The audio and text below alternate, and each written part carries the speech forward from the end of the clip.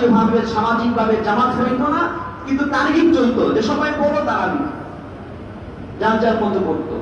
এই দৃশ্য অন্য হাদিস থেকে জানা যায়, মুয়াত্তা মালিক এবং বুখারী থেকে জানা যায় যে একদিন হযরত ওমর তার শাসন আমলের শুরু জামানায় যখন ওইভাবেই চলতেছিল, যখন ছিল, হযরত ওমর বের হয়েছে। এই হাদিসের বর্ণনাকারী আব্দুর রহমান ইবনে আব্দুল কারি বলেন, আমি হযরত ওমরের সাথে বের হয়েছি রমজান মাসে, ফাইদান নাসু আউযাউ মুতাফাররিকুন, দেখলাম মসজিদে নববীতে মানুষরা বিভিন্ন দলে বিভক্ত হয়ে আলাদা আলাদা নামাজ পড়তেছে।